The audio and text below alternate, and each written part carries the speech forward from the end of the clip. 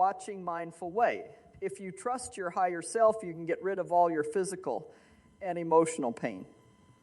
Freedom comes from being able to forgive.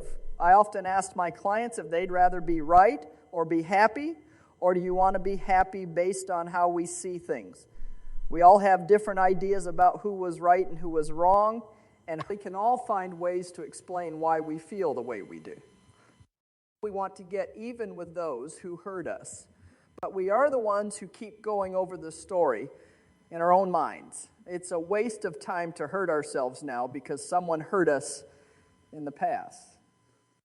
We want to be willing to forgive, even if we don't know how, so we can let go of the past. Giving up our hurt feelings and letting the whole thing go is what it means to forgive. When we don't forgive, we actually hurt something inside of us. No matter what kind of spiritual path you take, you will usually find that forgiveness is a big deal, especially when there's masculinity involved. When we are sick, we really need to look around and see who we need to forgive, and usually the person we think we will never forgive is the one we need to forgive the most. If you don't forgive someone, it doesn't really harm them, but it makes life difficult for you. The problems you face are your own, not theirs. Your anger and sadness come from not being able to forgive yourself, not from blaming someone else. Say that you are ready to forgive everyone completely. I'm ready to move on from the past. I am ready to forgive everyone who has hurt me, and I forgive myself for having harmed. If you think of someone who hurt you in any way, bless them with love and let them go. Then let go of the thought. If it weren't for them, I wouldn't be where I am today. If I hadn't been able to forgive those who hurt me, in other words, I wouldn't want to punish myself now for what they did to me in the past. Not that I'm saying it would be easy. It's just that now I can look back and say, oh yeah, that really did happen. However, I no longer live there, and it doesn't mean I agree with what they did. If you think someone took something from you, just remember that no one can take what truly belongs to you. If it's meant to be yours, it will return to you when the time is right. If something doesn't come back to you, it wasn't meant for you in the first place. You should just give up and move on with your life. To get your freedom, you need to get out of your righteous anger and stop feeling sorry for yourself. I love this phrase, which comes from Alcoholics Anonymous, because it says so much and is so accurate. When you are feeling sorry for yourself, you are this weak person who can't do anything. In order to be in charge, you want to be able to stand on your own and take care of yourself. Take a moment, and if you can close your eyes and picture in front of you a beautiful stream of water, put the old hurtful experience, the pain, and the inability to forgive in the stream. See how it starts to break up and move downstream until it is gone completely. This is something you can do whenever you want. We need to show kindness and help people heal. Go inside yourself and talk to the part of you that knows how to heal. You have a lot of skills, be willing to try new things, and find skills you didn't know you had. Not just to get rid of sickness, but to really heal yourself on every level. To be whole in the deepest sense of the word, you have to accept every part of yourself and every experience you've ever had, and know that it's all part of the tapestry of your life this time around. I like Emmanuel's book because it has a passage with a good message. The question for Emmanuel is, how can we go through painful situations without getting angry? And Emmanuel's answer was to see them as lessons instead of punishments. Believe in life, my friends, even when it feels like is leading you far away. This journey is important. You've embarked on a wide-ranging adventure to discover what's true and to identify where you might be mistaken. If only we could realize that all of our so-called problems are just chances for us to grow and change, and that most of them are caused by the vibrations we have been sending out. We really only need to change how we think. Be ready to let go of your anger and be ready to forgive. Thirdly, learn how to love yourself. When was the last time you fell in love and your heart went? Ache. It's such a great feeling. It's the same as loving yourself, except that you will never leave. Once you love yourself, you'll have it for the rest of your life. So you want it to be the best possible relationship. How to Love Yourself, the 8th chapter. When you release grudges and forgive, it's like a heavy burden lifting, especially for those of you trying to love yourselves more. It opens the door to self-love.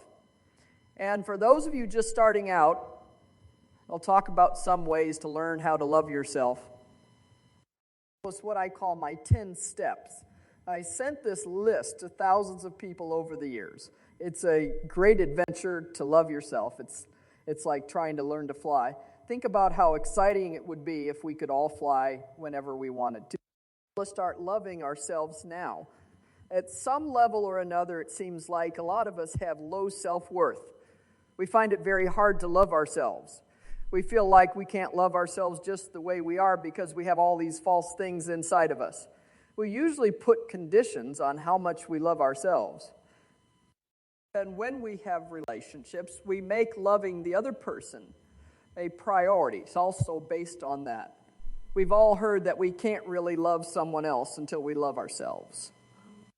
So that we've recognized the hurdles we've created for ourselves.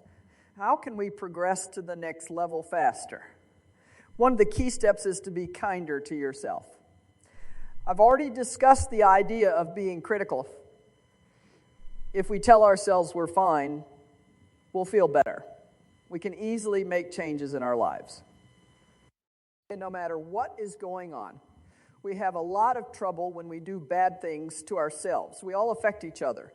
Each day is a fresh start, and we do things a little bit differently today than we did yesterday.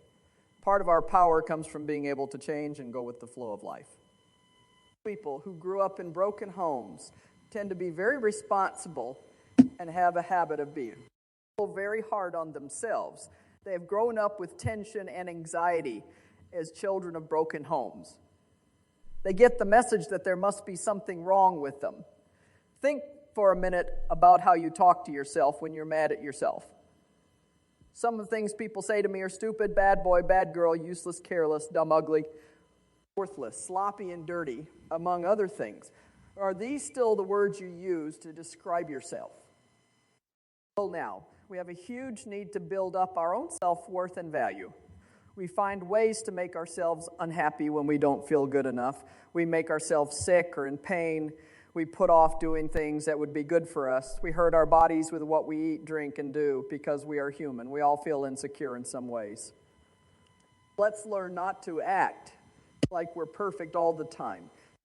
And when we feel like we have to be perfect, we put a lot of pressure on ourselves, and it keeps us from looking at parts of our lives that need healing. We could instead find our creative differences or individualities and love ourselves for the things that make us different from other people. Each of us has a special job to do on this planet. When we are hard on ourselves, we hide it by saying we don't want to scare ourselves. Many of us scare ourselves with scary thoughts and make things worse than they are. We take a small problem and make it into a big monster. Always expecting the worst from life is a terrible way to live. How many of you go to sleep at night thinking, what is the worst thing that could happen? Because that's like a child who thinks there are monsters under the bed and gets scared. Also, it makes sense that you can't sleep. When you were young, you needed your parent to come and calm you down. Now that you're an adult, you know that you can calm yourself. This is something that many unwell individuals often do. They frequently think about the worst outcomes or begin planning their funerals prematurely. They might give excessive power to the media and perceive themselves as mere statistics. You might also do this in relationships. If someone doesn't call you, you might decide right away that you're completely unlovable and that you'll never have another relationship again, feeling abandoned and rejected. The same is true of your job. Someone says something to you at work and you start to worry that you'll be fired. You give yourself these paralyzing thoughts. Remember that these scary thoughts are just negative statements. If you find yourself constantly going over a bad thought or situation in your head, find a picture of something you'd rather think about.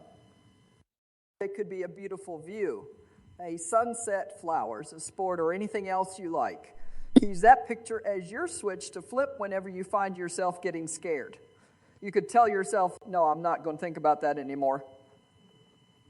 I'll think about sunsets, roses, Pleiades, waterfalls, or whatever you want me to think about. If you keep doing this, you'll break the habit at some point. Again, you have to work at it. Another approach is to be gentle, kind, and patient with yourself. There's a saying, "Dear God, I pray for patience, and I want it now." But being patient can be a valuable skill. Many of us desire immediate results and feel like we have to have them right away. We're not patient enough to wait for anything. When we have to wait in lines or get stuck in traffic, we get angry. We want all the answers and all the good stuff right now, often enough, because we can't wait. We make other people's lives hard. But being impatient is a way of not wanting to learn. Being impatient is a refusal to learn. We want the answers, but we don't want to learn the lesson or take the steps that will help us grow. Our early messages shape how we live our lives. We can't change our lives until we find those messages. But keep in mind that everything is over and in the past. If all we do is point fingers, we stay in the present. Bitter thoughts can't bring happiness, even if you think you're right. No matter what they did, if you refuse to let go of the past, you will never be free. When you forgive both yourself and others, you break free from the grip of the past.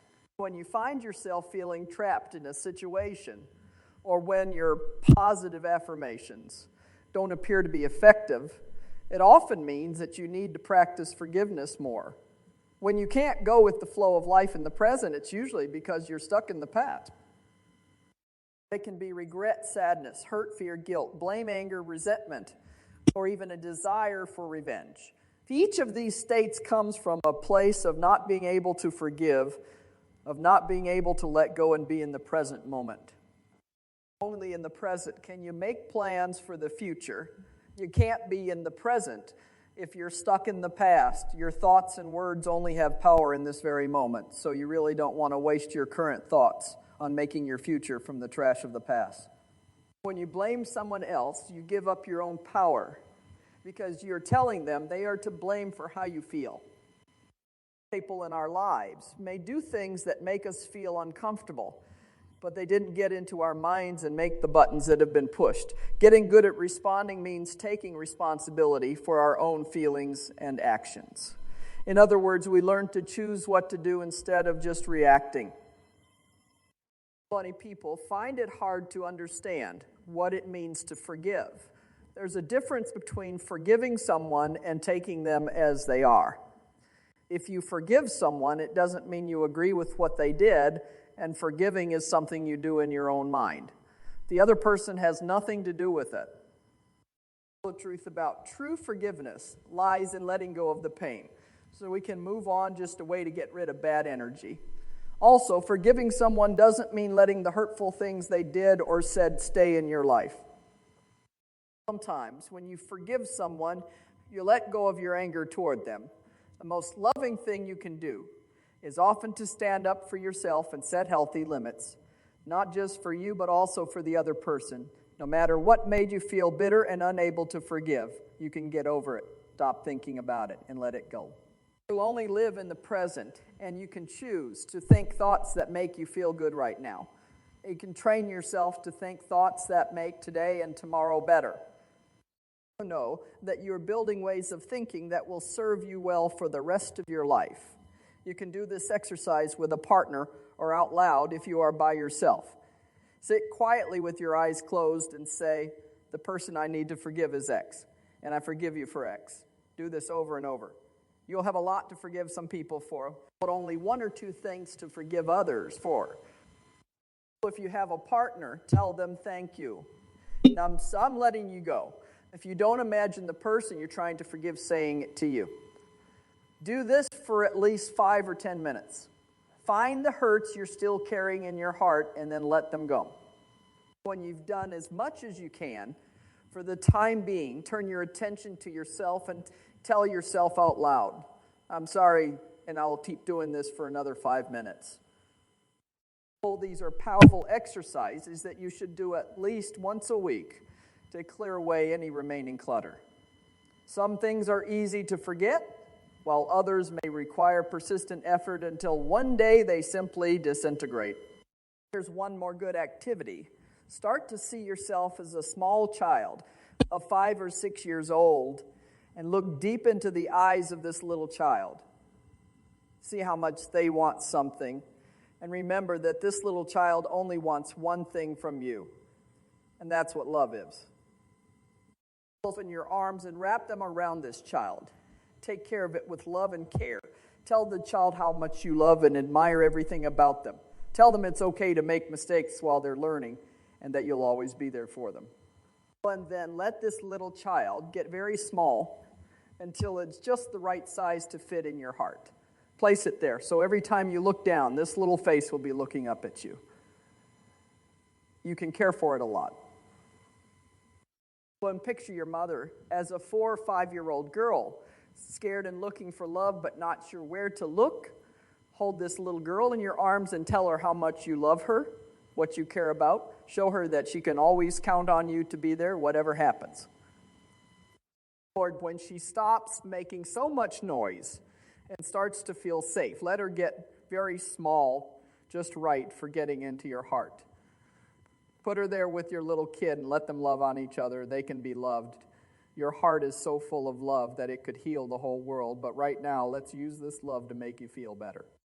Be to experience a warm and comforting sensation in your heart. Allow this sense of tenderness and kindness to gradually influence your thoughts. When you speak about yourself within the context of life's boundless possibilities, where everything is in harmony, it can fundamentally transform the course of your life. Into change. I've decided to change the way I think. I find it easy to move from the old to the new and to pull back. I can forgive more than I thought I could. When I forgive, I feel free and light. I'm learning to love myself more and more with joy. The less anger I hold on to, the more love I have to give. When I change the way I think, I feel better. I'm learning to choose to make today a good day, and everything in my world is going well. Until next time, on Mindful Way.